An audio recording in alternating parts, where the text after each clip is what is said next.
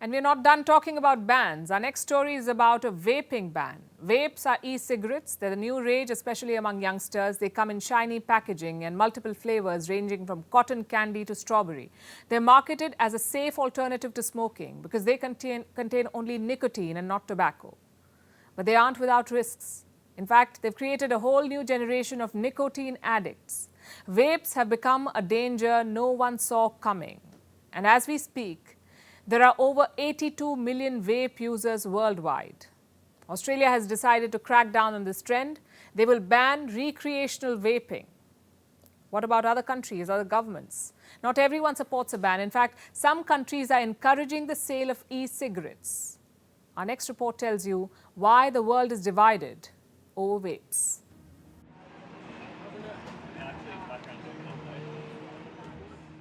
Vapes are e-cigarettes, but they can seem so much more than that. They enter lives almost like a savior. With promises of helping you quit smoking, you're attracted to their shiny packaging and their multiple flavors, like blueberry, strawberry, raspberry. Okay, let's cut to the chase, all the berry flavors. And then maybe the cotton candy flavor as well. Vapes are picked up from local grocery stores. After all, they're placed at such a convenient position, often right next to chocolates and candies. So you try one, and the game begins. And before you know it, you've been duped. Vapes are electronic devices. They simulate smoking. They heat a liquid, one that usually contains nicotine. And vapes turn it into a vapor that users inhale. So instead of smoke, you inhale vapor. It sounds harmless, which is probably why it's so popular.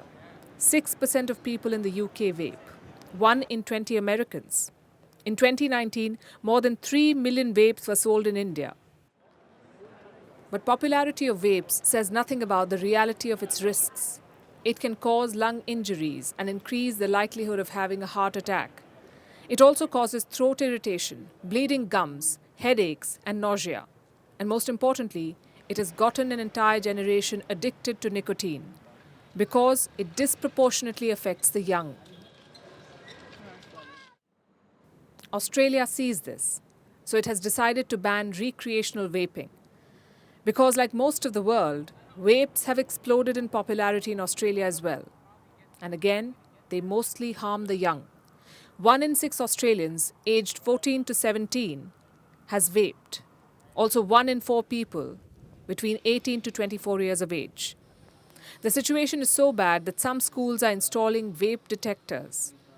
Some countries are on the same page as Australia, like Singapore and Thailand. They too have banned vaping.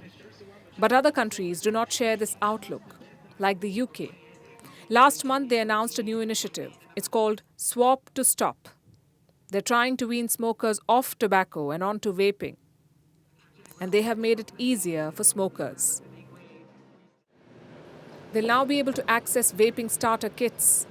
And maybe they're coming from a place of logic.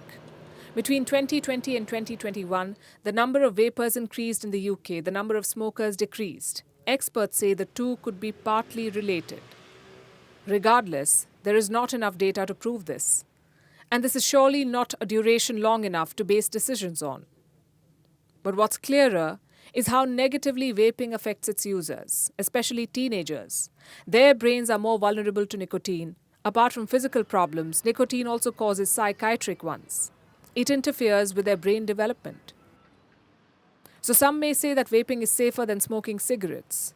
But that is no selling point. It is such a low bar. That's probably why aiding these fruity vapes is only leaving a bitter aftertaste.